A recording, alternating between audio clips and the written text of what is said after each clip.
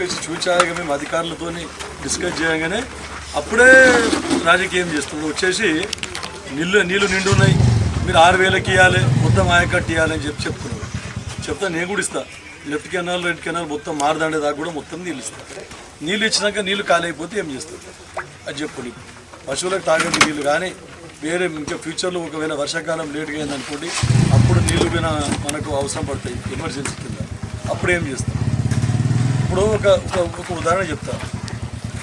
ఏదైనా ఒక ఫంక్షన్ పెడతాం. మనం ఫంక్షన్ పెడితే మనం ఒక 1000 మందికి భోజనాలు అరేంజ్ చేస్తాం.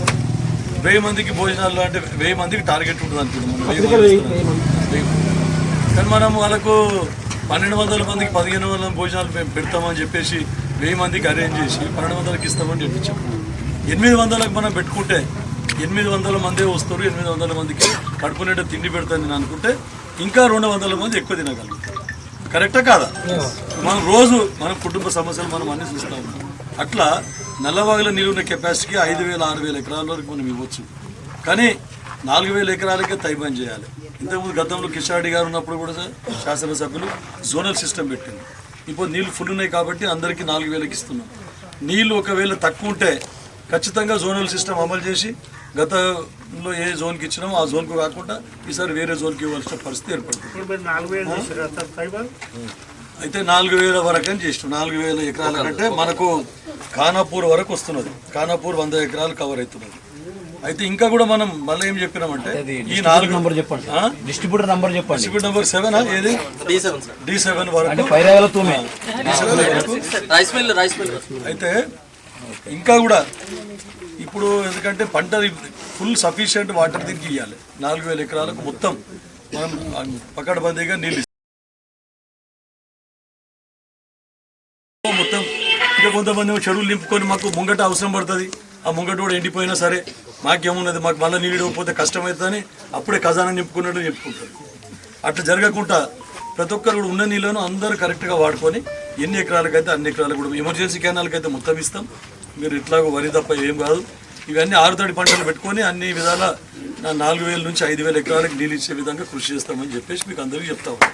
మనకి ఇది అప్పారావు షెట్కర్ అప్పుడు కాంగ్రెస్ జమానాల శీలం సిద్ధారెడ్డి గారు ఇరిగేషన్ మంత్రి ఉండి, కాసు బ్రహ్మానందరెడ్డి ముఖ్యమంత్రి ఉన్నప్పుడు 0.6 TMCలతోనే ఆ రోజు మనము ఈ నల్లవాగు ప్రాజెక్టు ఏర్పాటు చేసుకోవడం జరిగింది. దాని తర్వాత మళ్ళీ ఒక్క ఆయకట్టను మనం పెరిగిందా, ఫ్లడ్ ఫ్లో కెనాల్ అన్నాం, అప్పుడు ప్రపోజల్ పెట్టినాం. ఫ్లడ్ ఫ్లో కెనాల్ అని ప్రపోజల్ పెట్టిన తర్వాత అది మళ్ళీ నెక్స్ట్ గవర్నమెంట్ చేంజ్ అయింది. హరీష్ రావు కూడా అదే మాట చెప్పాయి. హరీష్ రావు కూడా అది 1,500 కోట్లకి వెళ్ళి 800 కోట్లకి వెళ్ళి 800 కోట్లకి పెంచారు. 400-500 కోట్లు 800 కోట్లకి పెంచారు. పెంచి కూడా అది ఇక్కడ నేను వచ్చినాక మళ్ళీ సర్వే చేయించాను. సర్వే చేపిస్తే ఫారెస్ట్ ల్యాండ్ 100-120 ఎకరాలు మునిగిపోతుంది. తర్వాత ఇప్పుడు కడపలు, నాగదరు అటువంటి చెరువులు ఏమున్నాయి, పెద్ద నాగదర్ చెరువు, అవన్నీ పెద్ద పెద్ద చెరువులు, 2 చెరువులు మునిగిపోతున్నాయి. మళ్ళీ SC/STలకు సంబంధించింది కనీసం అంటే 200 ఎకరాలు ఇప్పుడు పార్కమయ్యే భూములు మునిగిపోతున్నాయి. నల్లవాగు ఫ్లడ్ ఫ్లో కెనాల్ చెరువులు నింపుకుంటే చేద్దామని అనుకున్నాం. కానీ ఏం సాధిస్తాం, ఈ ఉన్నాయని ముంచేసి ఇంకా ముంగడికి ఆయకట్టు ఏం. కాబట్టి వేరే రకంగా చెక్ డ్యామ్ల ద్వారా కానీ వేరే రకంగా లిఫ్ట్ తీసుకొచ్చి ఇప్పుడు చేసినాం. అప్పారావు షెట్కర్ గారు కాంగ్రెస్ ప్రభుత్వంలో అప్పుడు 0.6 TMCతోనే 6,000 ఎకరాలకు నీళ్ళు ఇచ్చారు. పెట్టాం. 70 లక్షలు 75 లక్షల వరకు మనకు వచ్చే అవకాశం ఉన్నది. ఇంకా కూడా దానికి అడిషనల్ కూడా చెప్పిన 90 లక్షలు అవసరం పడుతుంది మాకు అని చెప్పేసి. అయితే 90 లక్షలతో మనము 0.6 TMC నీళ్ళు సింగూరులోకి వెళ్ళి కారముంగి దగ్గర అక్కడ స్టార్ట్ చేసి లిఫ్ట్ స్టార్ట్ చేసి నల్లవాగు వేయాలని అనుకున్నాం.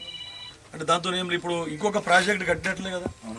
0.6 TMC కెపాసిటీ నల్లవాగుది, 0.6 TMC మళ్ళీ నల్లవాగులకు మనం నీళ్ళు తీసుకొచ్చి వేస్తున్నాం. అంటే ఇంకో ప్రాజెక్ట్ కట్టినట్లే కదా. ఆ ఘనత అప్పారావు షెట్కర్కి దక్కింది, అది ఘనత సంజీవ్ రెడ్డికి దక్కుతుంది. 3 సంవత్సరాల తర్వాత 67 అంటే నేను ఖాళీ 3 సంవత్సరాల పిల్లగాని నేను అప్పుడు కట్టిన ప్రాజెక్టు. అప్పారావు గారు ఇచ్చిన నీళ్లు మళ్ళీ ఇప్పుడు మళ్ళీ కాంగ్రెస్ ప్రభుత్వ హయాంలో మా ముఖ్యమంత్రి రేవంత్ రెడ్డి గారు, ఇరిగేషన్ మంత్రి ఉత్తమ్ కుమార్ రెడ్డి గారి హయాంలో మనం ఈరోజు మళ్ళీ 0.6 TMC నల్లవాగు తెచ్చుకుంటున్నామంటే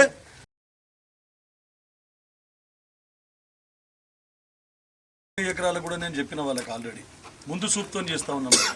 ఆల్రెడీ ఎక్కువ చెప్తే మళ్ళీ ఎక్కువ పోయి ఒకవేళ తక్కువ పడ్డప్పుడు వాళ్ళు డిమాండ్ చేస్తారు.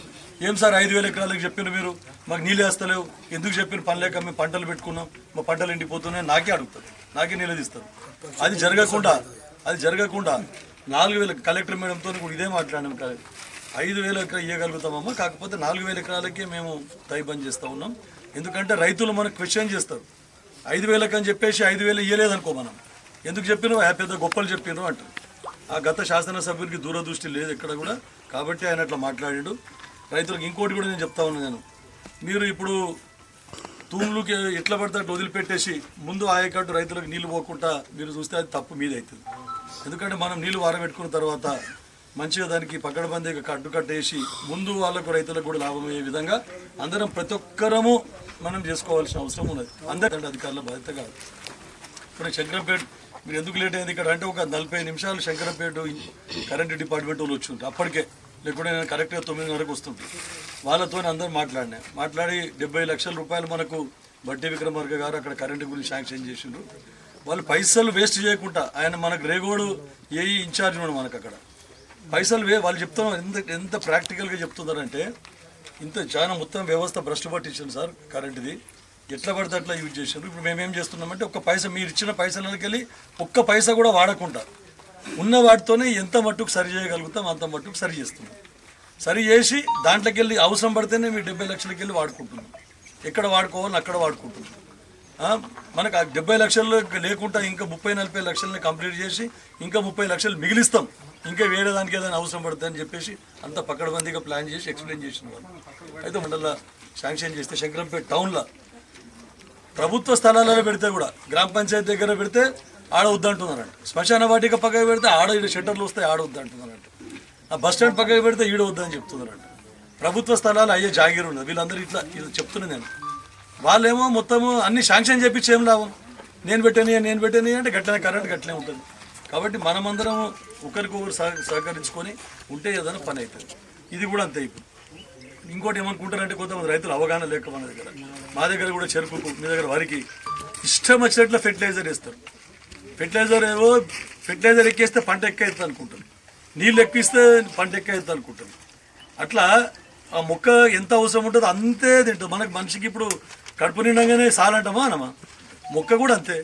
మనం ఫెర్టిలైజర్ వేసుకుంటూ పోతే 2 సంచులు వేసి దానికి 2 సంచులు అవసరం ఉంటుంది. నువ్వు 4 వేసినా 2 సంచులు తీసుకుంటావు. 2 సంచులు ఒట్టిగా నువ్వు వేస్ట్ చేసినట్టు.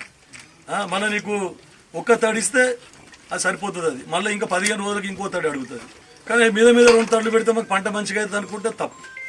కాబట్టి ఉన్న నీళ్ళల్లో ఎక్కువ మంది రైతులకు ఎక్కువ ఎకరాలకు ఆయకట్టుకి ఇచ్చే విధంగా మనం తైబంద్ చేసుకొని కృషి చేయాలని చెప్పి చెప్తున్నాం. మొత్తం ఇక కొంతమంది చెరువులు నింపుకొని